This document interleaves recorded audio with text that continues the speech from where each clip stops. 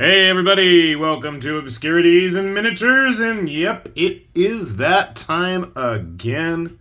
It's time for some weekly painting progress. And somehow I managed to get some stuff in between being sandwiched with Super Bowl Sunday and Valentine's Day, and 3-day weekends, and grades due, and everything in between. Still got some models painted, and I'd love to share them with you. If you don't mind some mediocre paint jobs. I did not feel that I did the best job on some of these things, but you know what? I'm happy with the results anyway.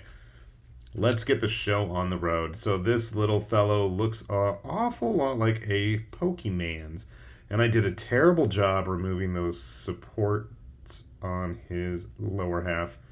And yeah, I did not put 2 thin coats. But like 3, it still didn't come out very good. I've got sucky brushes, but yeah, I totally. Is this a sand shrew? Sand slash? Sand shrew. I know it's a Gen 1 guy. Anyway, Irnkman has been doing these on their Patreon, and I think most of these are available on my mini factory if you dig the old Pokemans. I certainly do. I was too old for the game when it came out, played it anyway, that didn't stop me. And I've played a few here and there over the years. But I have a soft spot for the old guys. So along with our sand animal, we've got this fine fellow. I know he's Pincer. And I cannot remember what he was called in Japanese. But I try to keep it as straightforward as possible. And I know it's super zoomed in. If you're actually, sitting far away on the tabletop, I think they're pretty decent. I mean, I have no qualms showing off my horridness. And again, I just did not do a good job with those support removals. You can see those little spots here and there. Hey, that was a good landing, my friend.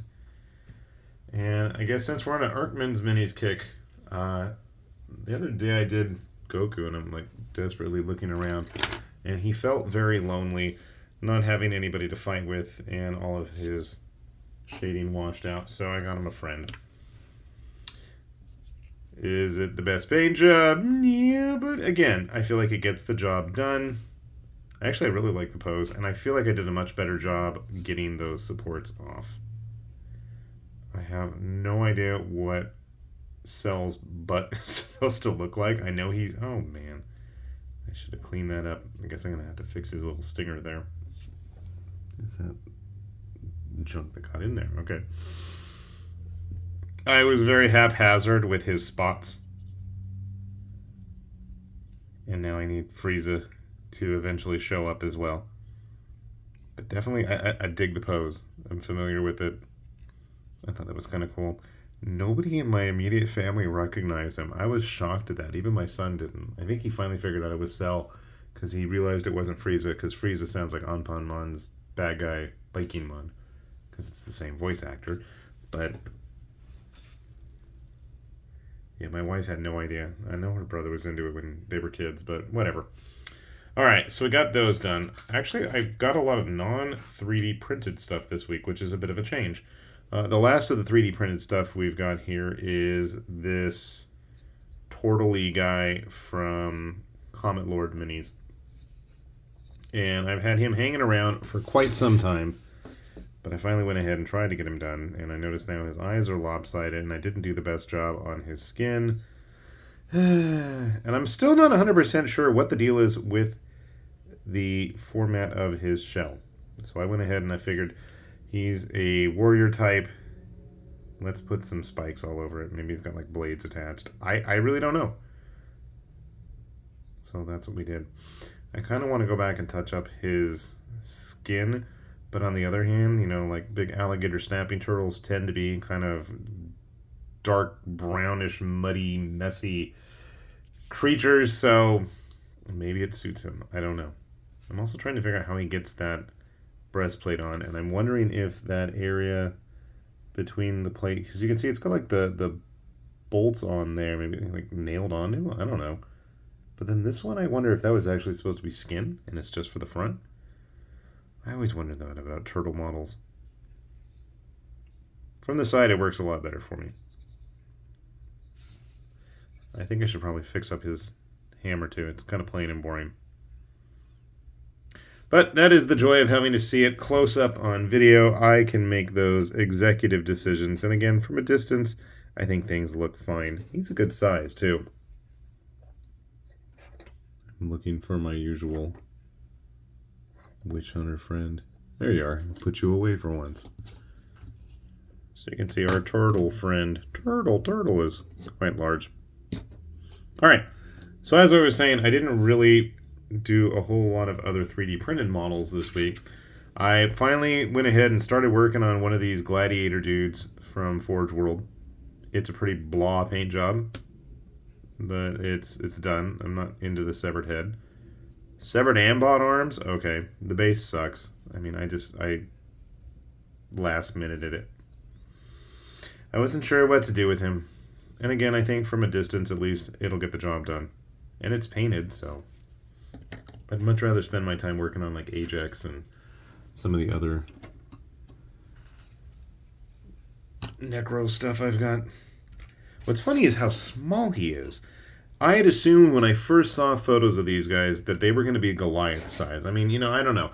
The red colored armor, the bald heads. I guess since he doesn't have a mohawk, I figured it'd be like a Goliath, but then, you know, he's like totally out of place in comparison. I mean, even like the Lord of the Eightfold Path is supposed to be human, maybe, possibly, but he's a good head or two taller. And Gorshiv here is massive compared to them both.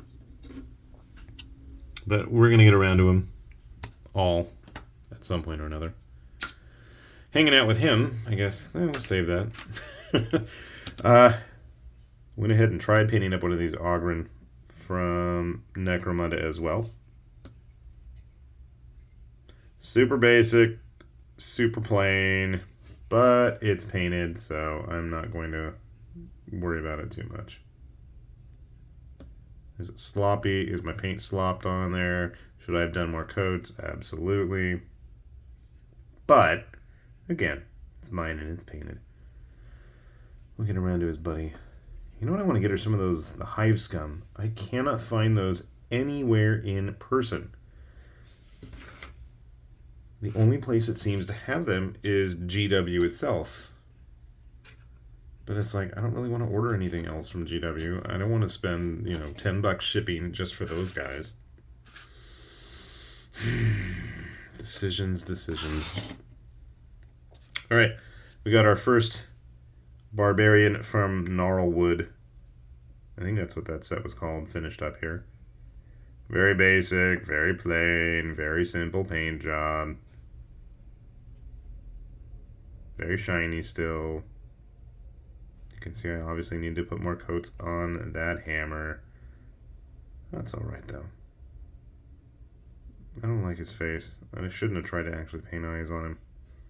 I should have just left it with the Agrax in there. I tried to clean up my mess this time with it. Actually, I think that the skulls look pretty decent on him. I'm pretty satisfied with the lower half, not as much with the upper half. Touched up the skulls on the back as well. But he's finished at least. I really like this guy. I had wished he was on a 40mm base. I think he's on a 32. Sells on a 32. Let's see. Yeah, okay.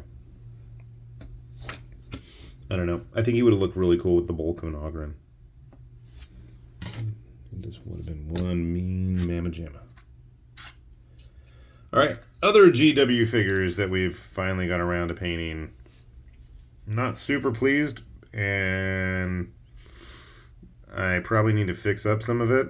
There's definitely room for improvement, but I finally started in on the Crimson Court. You can see here I've rubbed off the edges in certain sections from touching them too many times.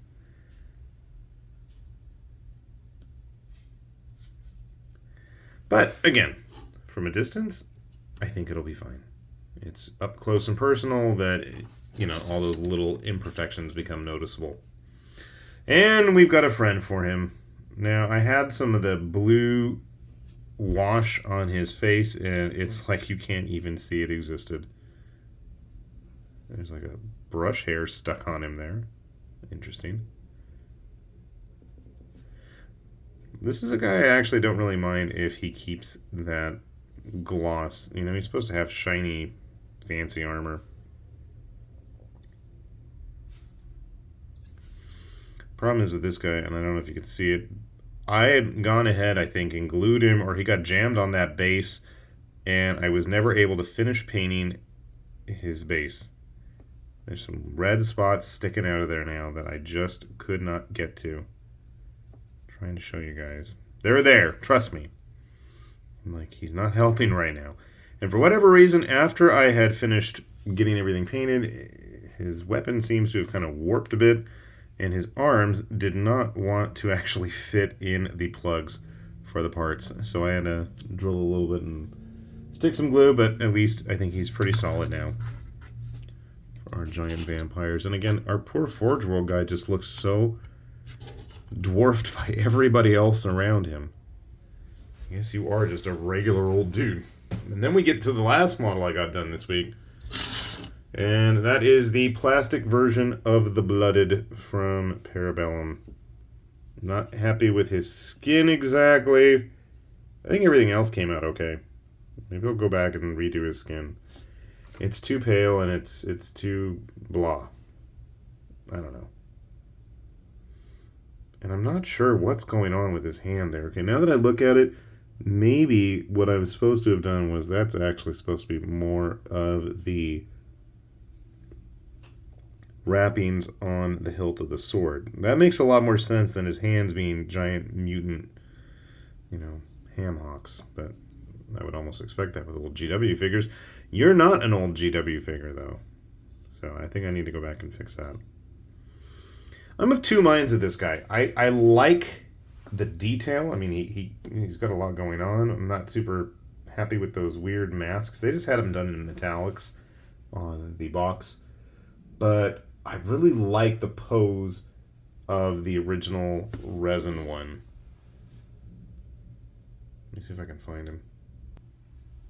Of course, I have absolutely no idea where I put it, and I've spent like the last 10 minutes looking for him now, prior to filming this. So I will have to do some more searching around the house to do a good and admirable comparison. But at least here with the Volvo. I have so many painted Nords at this point. And their infantry to me are the least interesting. Like, I want more Spire stuff. I don't know, but the Spire stuff doesn't inspire me the way it should either. Like, I love the artwork for the Spire stuff, but the models never seem to follow through as much as I would like. But maybe we'll see more of the Old Dominion, because I have been digging those. I've got a lot of painted Conquest. Now that I'm just looking at what's here on the shelf with me right now in terms of even just characters alone. And I'm hoping maybe if I keep pulling stuff off, I'm going to end up uncovering my resin blooded, but it doesn't seem that way. Sadly. Yeah, they're definitely fun models if you guys haven't had a chance to check them out, especially the fact now that we're seeing, while the older stuff, original releases were mostly in resin, and the resin was awesome, by the way. Not that it's gotten worse or anything like that, but like these four are all plastic, which is really nice and much more cost effective for people that like to sample these games. Actually, those teaser sets, starter forces, whatever they want to call them, those are a great deal if you want to ever check out the game. It's like $50. It's like 2 selections of various infantry units, rules, and usually a resin or plastic. It used to be resin characters. It's not a bad deal. So if you want to check out the game, I would highly suggest go that route. So overall, nice little haul. Can't promise as much. Well, then again, we do have next Monday off. And I do have today off from work. So if I'm not busy trolling through comments, and I know I got to get that Discord set up. I've talked about it before, and I still have yet to do it. At this point, it exists, and it's basically just a messaging service for myself and Sparkle Trout about what I should be buying So, a nice eclectic mix as always here on Obscurities and Miniatures. Hopefully you guys out there are having just as much fun painting. Hopefully you are out there enjoying your time with your loved ones this week. And hopefully we are going to get to see everything that everybody's been painting. And you can throw that weekly painting progress hashtag up on Instagram or wherever it is you post that stuff, because at least that's where I do it. And as always, we've got those links down below. You guys want to check any of this stuff out, do a better job than me. Go hog wild, spending your money. Do what you need to. But yeah, we'll have that for you guys down there. So, with that said, this has been High Lord Tamberlane with Obscurities and Miniatures, saying thanks for watching, and we will see you back here soon. Bye-bye.